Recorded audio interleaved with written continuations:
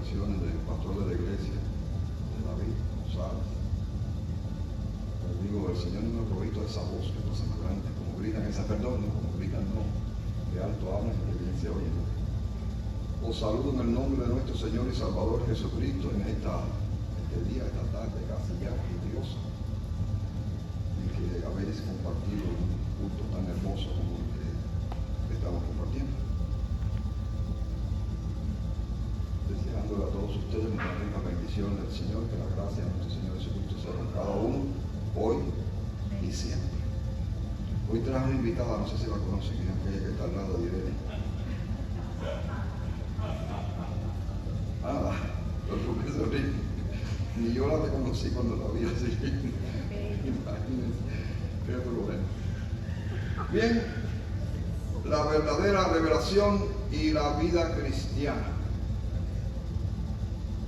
El lema quizás sería no ardía nuestro corazón, pero si usted quiere puede invertirlo y decir no ardía nuestro corazón, y el lema es la verdadera revelación y la vida cristiana. Bueno, vengo desde allí, la proximidad de Jerusalén, donde ha sucedido un hecho extraordinario y maravilloso. Es una pequeña aldea que le llaman Emaús, y vengo a traer una narración de lo que allí sucedió para ustedes que conocen tanto las Escrituras, pero que nunca quizás han leído esa de la aldea de Emaús. Comienzo muy serio. El cristianismo reformado y posteriormente el cristianismo evangélico hicieron un aporte impresionante al declarar, además de la fe sola, la sola Scripture, es decir, la sola Escritura, como revelación autoritaria, autoritativa de Dios al hombre. Lamentablemente la iglesia de la Edad Media, como ustedes saben, había añadido a la Escritura otra fuente de revelación y autoridad, que estaba de moda en nuestros días, precisamente por lo que ha sucedido. Y a ellos se incluye la voz de una persona, de los concilios, de la tradición, etc. Lamentablemente también el cristianismo evangélico hoy ha comenzado a aceptar algunos grupos, denominaciones, la posibilidad de un retorno a la profecía, por supuesto falsos profetas. Y notan que a veces me enredo un poco porque mis cuerdas vocales están con los tratamientos, y entonces pues no sé si me quedaré con ella o se la regalaré a alguien, porque me han estado molestando por mucho tiempo. Ahora me ponen una parte de inyecciones ahí de cosas raras y después hablo peor que lo que estaba antes. Pero bueno, eso sucede mucho en la medicina. ¿Ok? Dicho de forma sencilla, para algunos hoy Dios habla a sus escogidos profetas como lo hizo en el Antiguo Testamento y durante el primer siglo del cristianismo. ¿Existen realmente personas hoy que reciben mensajes directos de Dios? Voz de Dios para casi cada circunstancia de la vida, y voz de Dios que transforma o trastorna en muchos casos la revelación judeo-cristiana en las Escrituras. En esta reflexión el pensamiento principal no es un comunicar indirecto de la voluntad de Dios al hombre, un susurro de Dios en nuestros oídos, sino un hablar directo y audible de parte de Dios, Madre, del Hijo y del Espíritu Santo a una persona. Si usted tiene este punto de vista, no quiero que se me ofenda por lo que yo voy a decir, porque es posible. Nuestros hermanos pentecostales mantienen este punto de vista en muchos sentidos, pero no tan duro como quizás fue unos tiempos atrás. El objetivo del presente mensaje es demostrar que Dios habla hoy solamente a través de la Escritura, solamente a través de la Biblia, aunque se revela de forma general de muchas maneras. Los cielos cuentan la gloria de Dios y el firmamento anuncia la obra de sus manos. Vamos a la parte primera, que es el don de profecía. El don de profecía espiritual se encuentra mencionado en 1 Corintios 12:10 y Romanos 12:6. Muchas personas que entienden que es el don de predecir eventos futuros, pero es mucho más que eso. La idea fundamental de la profecía es anunciar, declarar o transmitir el pensamiento, la verdad, el propósito y la voluntad de Dios para los hombres. Básicamente es proclamación. En el Nuevo Testamento, el profeta, como vocero de Dios, transmite el mensaje divino al pueblo ya oral, ya en forma escrita. Hubo profecía en la iglesia primitiva, porque la nueva revelación no había llegado a ella. Pero al irse conformando el canon del Nuevo Testamento, supongo que ustedes han estudiado algunas de estas cosas, la función del profeta pasa hacer el magisterio de la revelación. Desde este punto de vista y como proclamador de la verdad revelada, los ministros en la iglesia llegaron a ser verdaderos profetas porque transmitieron la verdad de Dios al pueblo. Esa es la definición que hemos dado y en este caso funciona perfectamente bien. Así se habla de la fe que una vez fue dada a los santos. Que en esta o en la época apostólica del Nuevo Testamento el pastor maestro o predicador toma el lugar del profeta aparece visible en 2 de Pedro 2:1. Pero hubo también falsos profetas entre el pueblo, como habrá entre vosotros falsos maestros, falsos profetas, falsos maestros, verdaderos profetas, verdaderos maestros. Lo que indica que la antigua función continúa, pero ahora como el magisterio de la palabra de Dios revelada por el Espíritu Santo a los escritores inspirados. Palabra necesaria, mientras que en la iglesia primitiva no había sido revelado completamente en forma escrita. De acuerdo con lo expresado, hoy ya no hay profetas que proclamen la verdad de Dios de esa manera. Nadie puede traer nuevas revelaciones ni predecir acontecimientos por los que se interesan los hombres constantemente. Segunda parte, breve exposición de Lucas 24, 13 al 26 y 44 y 47. Esta exposición está un tanto novelada y carente de erudición, porque no es el propósito. Hoy quiero que participen conmigo de una narración sencillamente. Y aquí dos de ellos iban el mismo día a una aldea llamada Emaús, que estaba a 60 estadios de Jerusalén. Ese es el texto. Voy a los comentarios. Este pasaje para mí es conmovedor en grado extremo. Aquella tarde, dos discípulos de Cristo caminan de regreso a Emaús. Usted quizás pueda imaginar el estado de ánimo de estos dos discípulos. El maestro se nos ha ido y nos hemos quedado sin Mesías, sin maestro. Él había cambiado las vidas de ellos y les había dado una dimensión especial, un propósito por el cual vivir. Ellos quizás habían visto milagros realizados por Jesús, quizás la resurrección de Lázaro, pero ahora está muerto. El relato viene inmediatamente de la resurrección de Jesús en la narración bíblica. Emaús era una pequeña aldea distante unos 11 kilómetros de Jerusalén. Ellos parecen ser campesinos de la zona aledaña a la aldea. Esto solamente comparando los pasajes. Ellos parecen ser campesinos, sí. Habían salido de Jerusalén, pero no habían alcanzado la noticia de la resurrección del Hijo del Hombre, aunque algunos habían narrado hechos extraños de la resurrección, de una resurrección. La presente narración nos cuestiona acerca de nuestra confianza en la revelación profética verdadera. Verso 14. Iban hablando entre sí de todas aquellas cosas que habían acontecido. Comento.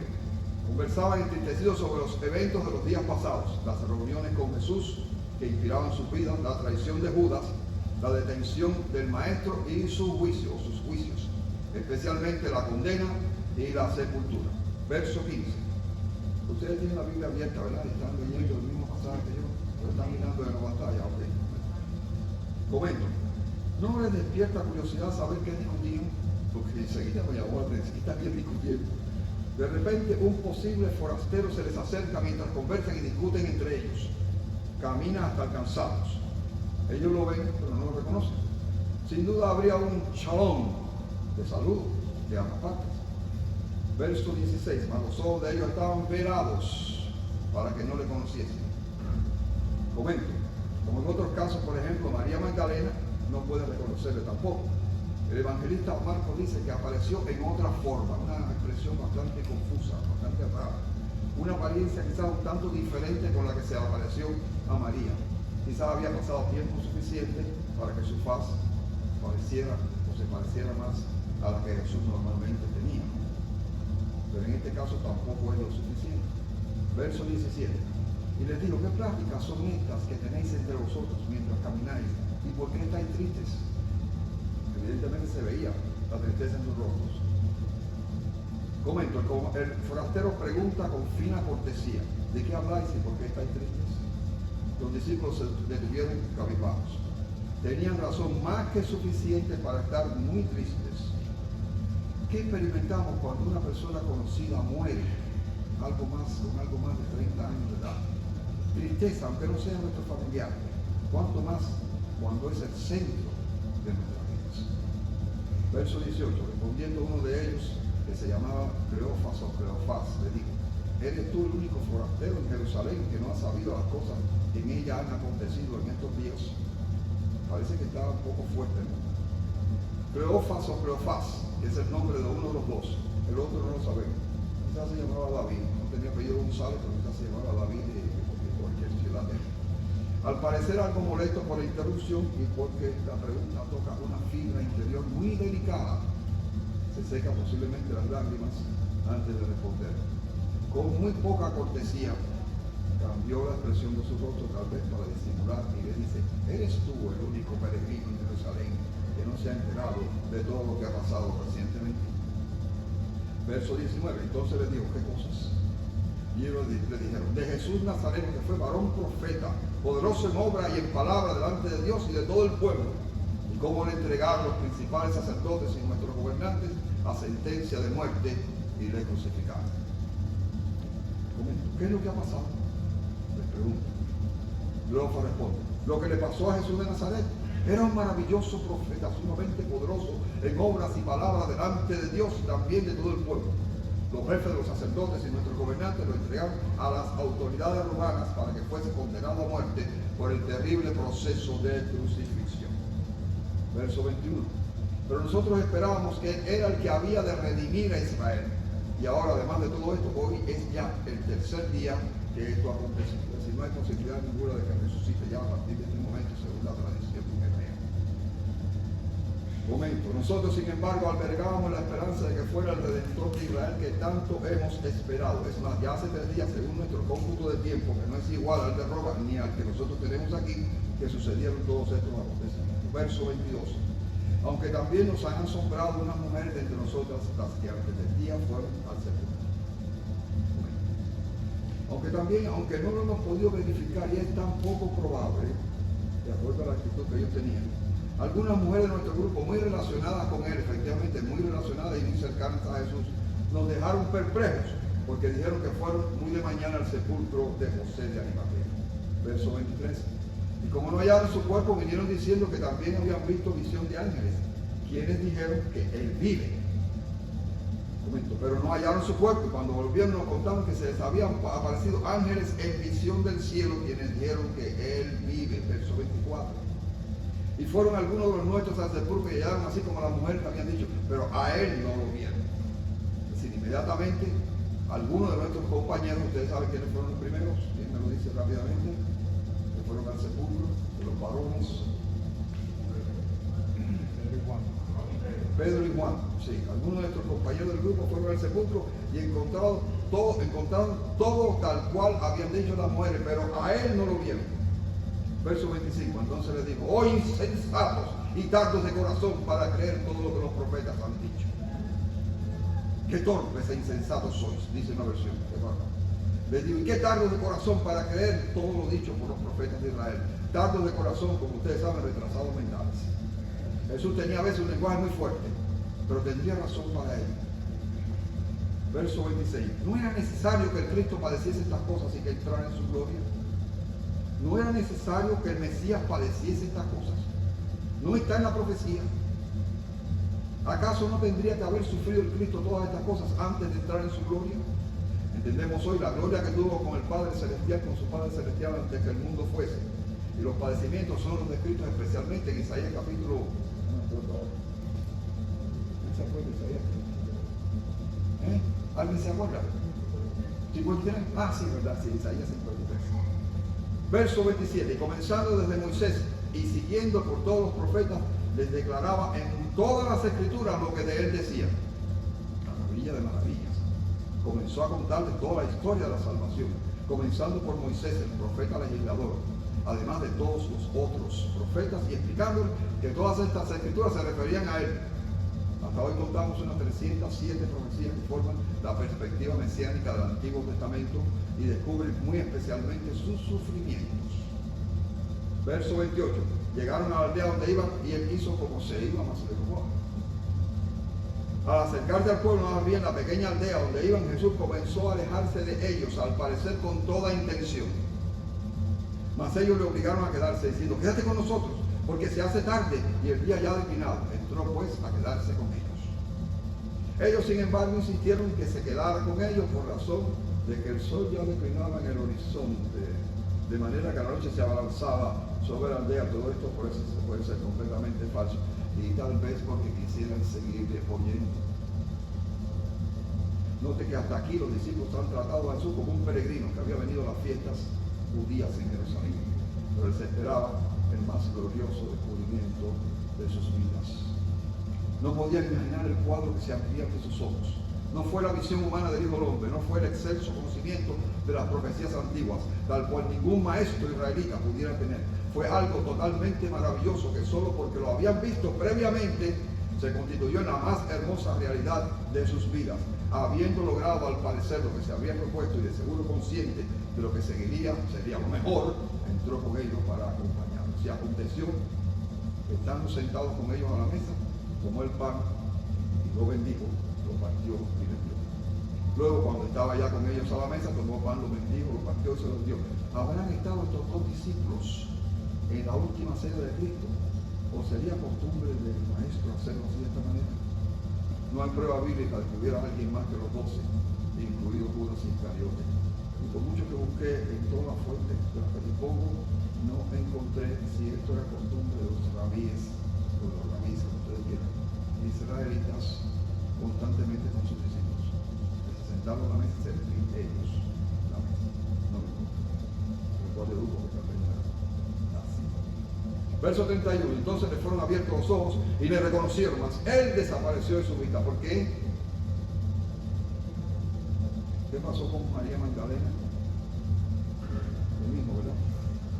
No me toques, no me tan lleno. Todavía no subió mi padre a nosotros. Quizás esa es la razón por la cual quería evitar que ellos le abrazaran. Momento, entonces se le abrieron los ojos y le reconocieron y sus corazones rebosaron de gozo. Es nuestro Cristo, es nuestro Señor, nuestro Maestro. Ustedes se imaginan qué cosa tan maravillosa. Se acabó la tristeza, llegó el gozo perfecto, la alegría permanente. Debieron sentirse extraordinariamente honrados de que el Señor hubiera compartido con ellos de tal manera, le hubiera abierto no solo la comprensión de que Él era el Cristo, sino que hubiera abierto los ojos del entendimiento y tuvieran el privilegio de haber escuchado el cuadro fenomenal de la vida de Cristo profetizado. Ahora reconocen la palabra de Dios, el poder de la palabra de Dios, y se decían unos a otros, verso 32, no ardía nuestro corazón en nosotros mientras nos hablaba en el camino y cuando nos abrió las Escrituras. Yo me llevo esta idea, esta es importante. No ardía nuestro corazón en nosotros mientras nos hablaba en el camino y cuando nos abría las Escrituras. Alguna vez antes le ha pasado esto. ¿Cuánto habría deseado yo de estar allí en ese momento maravilloso, aquella tarde inolvidable, en el camino de Maús, escuchando la exposición del Hijo del Hombre sobre ese cuadro profético maravilloso de su vida, de la vida del Cristo en el Antiguo Testamento. Yo me precio de conocer un tanto la perspectiva mesiánica. Y qué gozo descubrir las maravillas de la palabra de Dios en boca del Verbo de Dios, la suprema revelación. Y entonces descubro mi ignorancia en cuanto a la interpretación de las profecías mesiánicas. ¿Cómo no iba a arderles el corazón y la mente ante tanto poder revelado a la entrada de la pequeña aldea que nunca fue tan grande como la ignorancia? Aquí nos desplazamos los versos 44 y 47. Versos 44 al 47. Y les digo, estas son las palabras que os hablé estando aún con vosotros, que era necesario, ahora ya saben que el cuadro ha cambiado, ¿verdad? Estando aún con vosotros, que era necesario que se cumpliese todo lo que está escrito de mí en la ley de Moisés, en los profetas y en los salmos. ¿Amén? Jesús ahora se aparece a los 11, no a los 12, a los 11.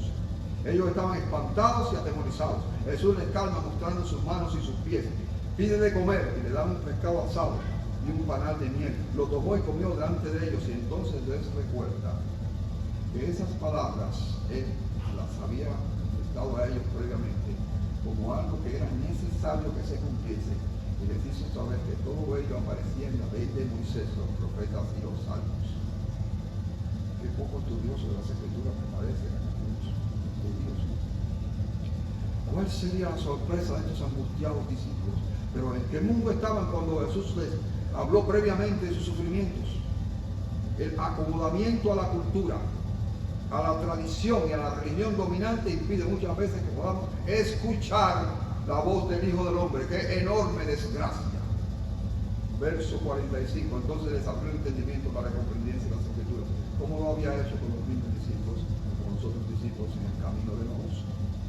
Verso 46 les digo, así está escrito, que así fue necesario que Cristo padeciese y resucitase de los muertos al tercer día. A la profecía sobre el padecimiento de Cristo se une la proclamación del arrepentimiento y el perdón de pecados, basada en esa muerte y resurrección poderosa, como sigue. ¡Qué maravilla! Verso 47. Y que se predicase en su nombre el arrepentimiento y el perdón de pecados a todas las naciones, sobre todas las naciones, comenzando desde Jerusalén. Aleluya, gloria al Señor. Por eso somos creyentes, por eso somos cristianos. Parte tercera, Jesús, el Espíritu y la revelación. He reconocido en el cristianismo desde el tiempo apostólico que el Dios de la Biblia se revela. Es un factor fundamental dentro de la teología cristiana, dentro de la doctrina cristiana. Sin revelación estaríamos completamente y totalmente perdidos. Dios, habiendo hablado muchas veces, de muchas maneras, en otro tiempo, los padres, por los profetas, como dice Hebreos 1 y 2, ahora nos hablaba por medio de Cristo, etc. ¿Quién es entonces el personaje principal de la revelación? La suprema y final revelación de Dios es Jesucristo. Realmente el Hijo es también el agente de toda revelación histórica de Dios. El revelador, el que es revelado.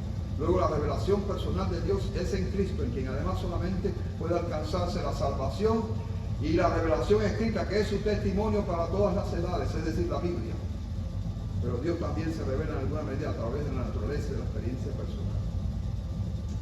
El ser humano en general tiene alguna revelación de Dios creador impregnada en su naturaleza. Me tira tomar capítulo 1 y 2 para ello.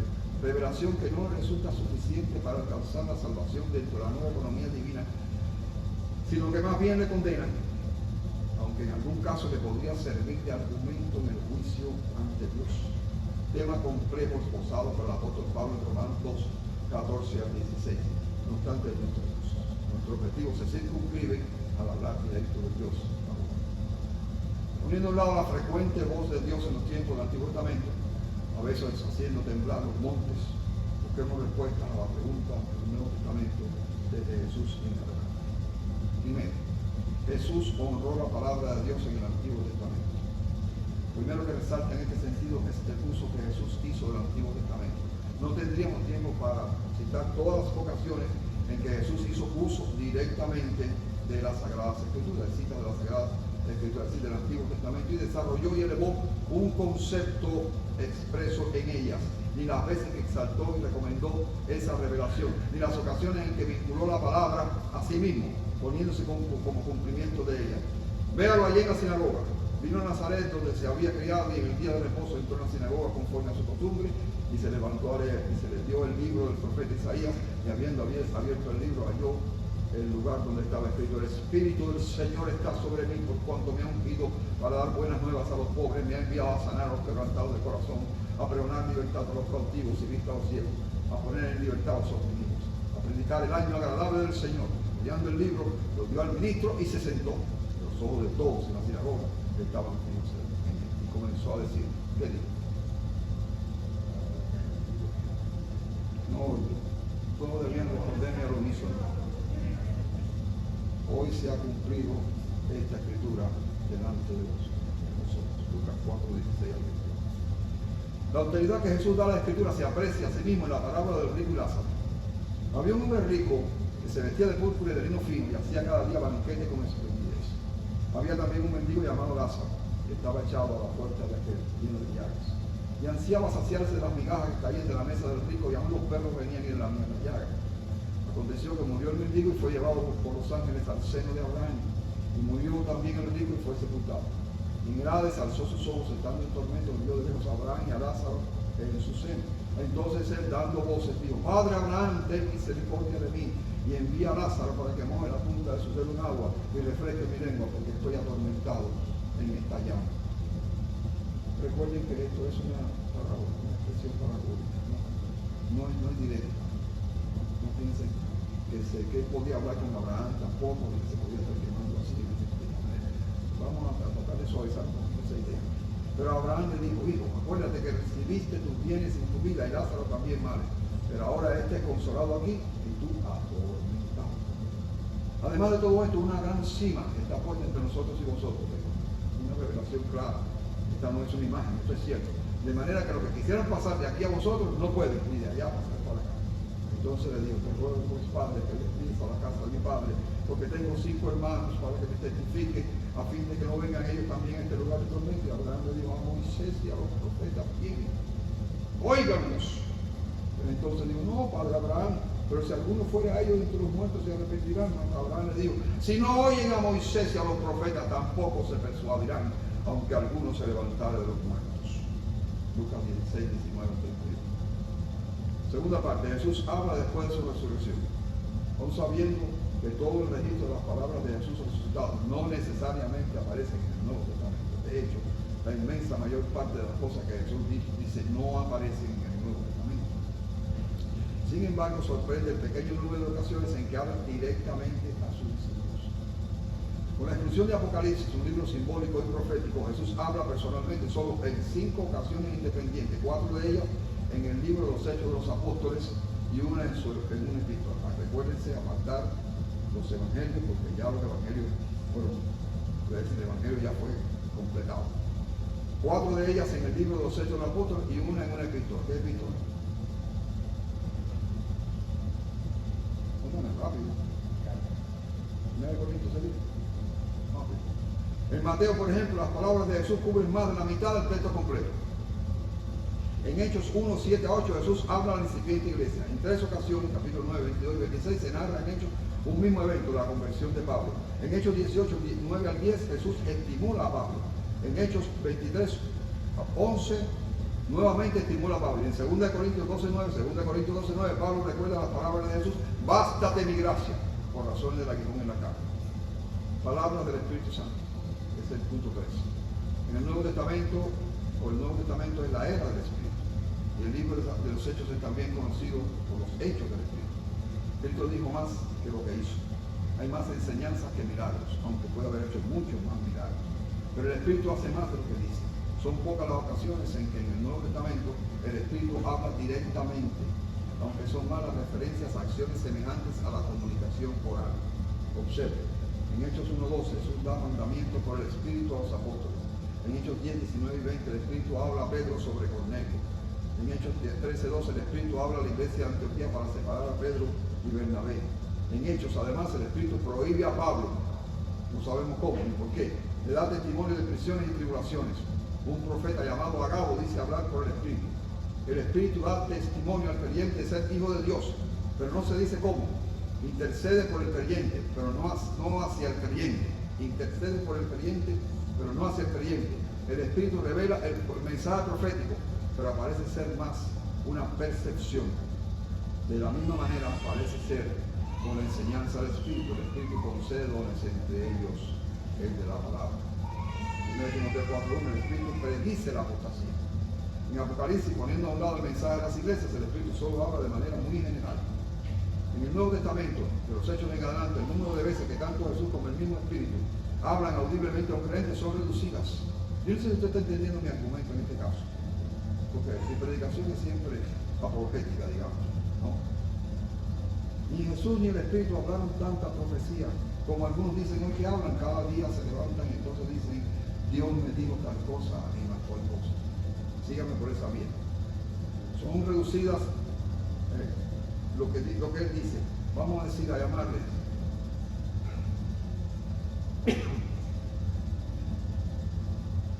algunos de ustedes me provocan acá. Intimaciones, correcciones, intuiciones, impulsos del Espíritu, influencia de otros santos. A veces se acerca a nosotros un santo, un miembro de nuestra iglesia, son santos, soy santo, ¿lo sabéis? Y viene con un consejo precioso de parte de Dios. Parecen ser estas las formas diarias en que el Espíritu se relaciona con los primitivos creyentes. Al menos no parece que el oír audiblemente voz de Dios fuera lo cotidiano. En el Nuevo Testamento, si es así, ¿cómo dicen algunos contemporáneos que Dios les habla audiblemente casi todos los días? Dios no necesita de palabras concretas para dirigir y orientar nuestras vidas en el sentido en el que Él quiere que nuestras vidas vayan. Algunos de ustedes han practicado la hipnosis o la telequinesis o la telepatía, ¿no? Ay, yo sí. Si yo puedo transmitirle, cosa que nunca he hecho con éxito, si yo puedo transmitirle a cualquiera de ustedes un pensamiento de mi mente, y hay quien dice que lo hacen, y tal de las cosas posibles, ¿no? ¿Cómo no va a poder el Espíritu Santo transmitirla? ¿Y cómo es que quieren ellos que lo que oigan sea audible? Si un hermano se aparece en la iglesia y le dice, anoche soñé, el Señor me dio mis sueños, tal cosa, yo diría, es posible. Si me dice, yo oí la voz audible del Señor tan clara, o lo vi tan clarito así, como veo a mi esposa o mi esposo, le diría, no, estás equivocado, es un falso profeta. Esa es la realidad. Por otra parte, no he de discutir que el soberano Dios puede hablar como estime conveniente a cualquier ser humano, pero prefiere hacerlo a través de su palabra. Dios honra su palabra de tal manera que es la que usa hoy en nuestro tiempo, desde hace más de 2000 años, bueno, 2000 años, desde hace 2000 años lo que usa es su palabra para comunicarse con nosotros. Algunos comentarán, pero la Biblia no puede hablar de todos los asuntos. Es un argumento típico. Por ende, necesita una revelación nueva y directa. Es una lástima que creyentes carnales e ignorantes quieran quitarle a las Escrituras uno de sus más altos valores: el ser siempre actual, el tener siempre respuesta espiritual para nuestro clamor espiritual. La Biblia es un libro para la eternidad, así lo afirma ella misma. Cuando todo se acabe, todavía en los cielos estará la palabra. Por eso no es un libro de recetas y leyes, ya eso quedó atrás en la dispensación de la ley judía. En particular, el Nuevo Pacto es un libro de principios eternos que deben ser entendidos espiritualmente bajo la iluminación del Espíritu Santo. ¿Para qué queremos iluminación del Espíritu Santo que está en la Biblia si algunos oyen la voz directamente de Dios? Ahora, esto es algo que parece cada día menos entendible por los llamados cristianos que hunden sus raíces, se escuchen en el presente siglo malo y se van a hundir con él. Por eso la palabra es útil en todas circunstancias de la vida. Esa es la promesa. La constitución divina del reino jamás afirma que habrá revelaciones personales después de cerrado el Apocalipsis. Todo lo contrario, dice que no lo habrá. Sí, habrá guía del Espíritu para tu vida personal diaria, por supuesto que sí. Pero que hay de aquellos que manifiestan hablar con Dios diariamente, que reciben revelaciones que otros consideran inaceptables de todo punto de vista y erradas. Parte 4. Las nuevas revelaciones y los nuevos apóstoles y profetas. Te encarezco delante de Dios y del Señor Jesucristo, que juzgará a los vivos y a los muertos en su manifestación y su reino, que prediques la palabra, que instes a tiempo y fuera de tiempo, redarguye, reprende, exhorta con toda paciencia y doctrina, porque vendrá tiempo cuando no sufrirán la sana doctrina, sino que teniendo comezón de oír, se amontonarán maestros conforme a sus propias concupiscencias y apartarán de la verdad el oído y se volverán las fábulas. Pero tú, sé sobre todo, soporta las aflicciones, asobra del evangelista, cumple tu ministerio. 1 Timoteo 4, 5. Por casi 2000 años no se habló de nuevos apóstoles y profetas, por lo menos dentro de los verdaderos cristianos, o los llamados cristianos. Hay apóstoles dentro de la Iglesia Católica y en otros grupos, pero nosotros no tenemos. Pero en los últimos 50 años, estos han proliferado notablemente, 50 no, como 80. Algunos oyen voz audible de Dios cada día o varias veces al día. Otros reciben revelaciones que contradicen abiertamente la palabra eterna. Poniendo a un lado la acción divina y la falsedad consciente, hay dos razones mayores para oír voces. Y cada vez que tengo a mi hermana cerca, pues aprovecho para preguntarle si estoy en el camino correcto. Psicosis, un trastorno por pérdida de contacto con la realidad que incluye delirios y alucinaciones, ver o escuchar cosas que no existen, muchas veces acompañado de excitación y manifestaciones anormales de las emociones. Autosugestión, aceptación de una idea, pensamiento, creencia autoimpuesta o especialmente deseada, procesada en el inconsciente y sin crítica de ningún tipo. ¿Estamos bien, amigos? Si ella dijo que sí, todo el mundo dice sí. Lamentablemente, algunos de los predicadores contemporáneos son psicóticos o se autosugestionan para influir sobre las demás personas. Algunos no se autosugestionan, algunos sugestionan al pueblo, estando conscientes de lo que están haciendo. Ahora, algunos individuos no tienen como propósito engañar a nadie. Cuando Dios habla, los resultados son evidentes y claros. Lo que Él dice, claros. Lo que Él dice sucederá inexorablemente. Dios no miente ni engaña a nadie.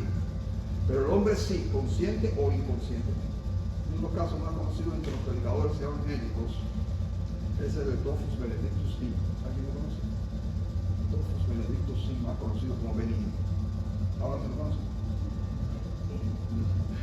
Usted le presta alguna atención a Benny Hinn cuando dice que Dios le ha hablado sobre algún asunto específico.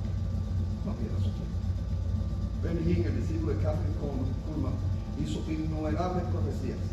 Dado que era la única persona, según él, que oía audiblemente la voz de Jesús. Y esas profecías van desde la muerte de Fidel Castro en 1990 hasta la aparición física de Jesús en el 2000, eventos que sabemos perfectamente bien que nunca sucedieron. Es eso voz de Dios. Sin embargo, tiene millones de seguidores. Definitivamente es un decreto para el cristianismo evangélico. Querido hermano, si nunca has escuchado la voz de Dios, no te entristeces. La inmensa mayoría de los cristianos no han escuchado audiblemente esa voz maravillosa. Entonces, ¿qué se quiere decir cuando se habla de la respuesta de Dios o de la dulce voz de Dios hablando en nuestros corazones? Lo vemos de inmediato. Parte quinta. Yo te digo siempre 5, 6, 7, 8 partes, no 13. Parte quinta, la revelación para mí. ¿Cómo habla Jesús a mí? Bíblicamente debemos distinguir las dos dispensaciones. En el Antiguo Testamento hay 3 pasajes que ayudan notablemente a entender la dinámica de la relación directa del hombre con Dios. Uno de ellos es el número 12, 6 al 8. Y él les dijo, oíd ahora mis palabras. Cuando haya entre vosotros profetas de Jehová, le apareceré en visión, en sueños hablaré con él. No así a mi siervo Moisés, que es fiel en toda mi casa. Cara a cara hablaré con él, y claramente, y no por figuras, y verá la apariencia de Jehová. ¿Por qué pues no tuviste temor de hablar contra mi siervo Moisés? Cara a cara usted lo compara inmediatamente con la apariencia de Jehová. Al referirse a la nueva dispensación, el profeta Joel dice, y después de esto derramaré mi espíritu sobre toda carne y profetizarán vuestros hijos y vuestras hijas, vuestros ancianos soñarán sueños y vuestros jóvenes verán visiones. Aquí la idea es la misma, solo que el espíritu es el que hace la obra. El cumplimiento de esta profecía corresponde con Hechos 12, 1 al 4 y otros pasajes del Nuevo Testamento. El otro pasaje es Jeremías 31, 33 y 34. Pero este es el pacto que haré con la casa de Israel después de aquellos días, dice Jehová. Daré mi ley en su mente y la escribiré en su corazón. Y yo seré a ellos por Dios y ellos me serán por pueblo. Y no enseñará más ninguno a su prójimo, ninguno a su hermano, diciendo, conoce a Jehová, porque todos me conocerán, desde el más pequeño de ellos hasta el más grande, dice Jehová, porque perdonaré la maldad de ellos y no me acordaré más de su pecado. Esta es la base del nuevo pacto. En el corazón del creyente está la nueva y perfecta ley de Dios. El pasaje señala una relación de conocimiento e intimidad donde cada creyente debería identificarse con la voluntad divina a través de la palabra en su corazón. No sé cuántos de ustedes, repito, han escuchado audiblemente voz de Dios. Yo he escuchado voz de Dios en muchas ocasiones. Pero una voz audible como si mi esposa me estuviera hablando. Esa tengo que oírla porque cuando me gritan tengo que salir corriendo. Dios me habla a través de lo que dije, intimaciones. ¿Cuál es una intimación? Algo que comprendemos aún sin poder entender o justificar, sugerencias, estímulos e impulsos espirituales, sentimientos, intuiciones, sucesos, consejos, experiencias, temores, limitaciones y demás. Pero todo ello regido por la revelación espiritual, la palabra de Dios. Estoy seguro, creo que haberles contado toda una historia propia de mi vida cuando yo manejando por un expressway, y entonces de repente yo sentí una voz que me decía, sal en la próxima salida, así mismo. Sal en la próxima salida. Y yo dije, pero ¿quién es yo? Y salí en la próxima salida. Solo para ver desde la salida que estaba entrando, la entrada que estaba entrando ya en las calles normales, que había un accidente de enormes dimensiones, aún ahí delante de mí, donde un sinnúmero de pecados, no sé cuánto, habían chocado unos con otros. ¿Qué puede ser eso? Yo no tengo la capacidad de predecir accidentes, cosas que suceden.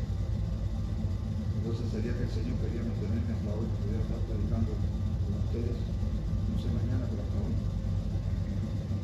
Pienso eso. Aún en medio de un tiempo de ferviente oración a Dios, cuando las emociones crecen a un nivel indescriptible, la palabra me ha reprendido. Aún en medio del gozo de una victoria, la palabra me ha reprendido. A veces es el no me molestes más, una traducción libre, porque mi poder se perfecciona en tu debilidad. Para mí definitivamente la palabra habla claramente del mensaje de Dios para la vida de cada día. Parte Z, no ardía en nuestros corazones. Volvamos entonces al pasaje leído y referido a los dos discípulos del camino de la luz. Y resumo brevemente las ideas principales porque ya puede explicar. Como ya sabemos, los discípulos van por el camino hacia una pequeña aldea cercana a Jerusalén. Van enormemente tristes, deprimidos por la muerte del maestro y le cuentan al que llega a caminar con él la historia de Jesús. Ante la duda sobre la resurrección, Jesús le responde. Entonces él les dijo: oh insensatos y tardos de corazón para creer todo lo que os proclama. No era necesario que el Cristo padeciese estas cosas y entrara en su gloria. Comenzando desde Moisés, siguiendo por todos los profetas, que declaraban todas las escrituras, que declaraban por todas las escrituras. No me hubiese gustado estar ahí. Precioso. Llegados a la aldea, me fuerzan a quedarse porque quieren seguir oyéndolo. Cuando parte el pan lo reconoce y el uno al otro se dice: no ardía nuestro corazón y nosotros nos hablaban en el camino y cuando nos abrieron las escrituras. En el camino de su vida práctica, amado hermano, que te arda el corazón cuando se abren las escrituras. Si Jesús, la suprema revelación de Dios, usó las escrituras en todo momento en su vida, no la usaré yo también. Conclusión: que te arda el corazón con la palabra. Cuando Dios te habla a través de ella y la apliques a tu corazón y a tu mente, o la aplique Él a tu corazón y a tu mente, que sientas su fuego, que sientas su poder de penetrar en tu vida y hasta lo más profundo, que te sirva de consuelo y fortaleza, que ilumine el sendero de tu vida, que sus eternos principios gobiernen tu andar diario, que te sirva para examinar toda enseñanza que llegue a ti, que penetre tu espíritu, alma y cuerpo y evidencie para salvación la vida eterna, los pensamientos e intenciones de tu ser interior. Dice Hebreos capítulo 4, verso 12, porque la palabra de Dios es viva y eficaz y más cortante que toda espada de dos filos y penetra hasta partir el alma y el espíritu, las coyunturas y los tuétanos, y discierne los pensamientos y las intenciones del corazón. ¿Quieren repetirlo conmigo? ¿Lo tenemos en pantalla? ¿Lo tenemos en pantalla? Hebreos 4, 12. Avísame por el tiempo acá. ¿Se lo saben de memoria? Ya está en pantalla. Vamos. Porque la palabra de Dios es viva y eficaz y más cortante que toda espada de dos filos y penetra hasta partir el alma y el espíritu, las coyunturas y los tuétanos y discierne los pensamientos y las intenciones del corazón. Hay alguna persona entre nosotros hoy que, reconociendo el valor incalculable de la palabra, quiere honrar esa palabra de Dios, la Biblia, reconociendo que ella enseña claramente de tal manera por Dios al mundo que ha dado su movimiento para que todo aquel que esté en su tiempo no tenga vida eterna. ¿Hay alguien? Ya siempre hago llamamiento, por si acaso hay alguien que veo, que creo que los conozco casi todos a todos. Quizá alguno tenga que pensar de tal manera como Dios al mundo, de tal manera me amó Dios, que dio a su Hijo unigénito, para que todos creyésemos en Él, que no se pierda, que tenga vida eterna. Pero no estoy del todo seguro que sea así. En muchas iglesias, en muchos lugares, hay muchos que nunca pueden reconocer la verdad de lo que la palabra de Dios enseña. Ya llega al final, así que ya no puedo subir. Que Dios les bendiga, ha sido un placer como siempre estar con ustedes. Espero que pueda haber sido útil en alguna medida. Espero que sigan siendo tan lindos como son, individualmente, pero sobre todo colectivamente. Una iglesia preciosa es la que me gozo poder participar cada cierto tiempo. ¿A cuánto será el gozo? Vamos a ver. Que Dios le bendiga.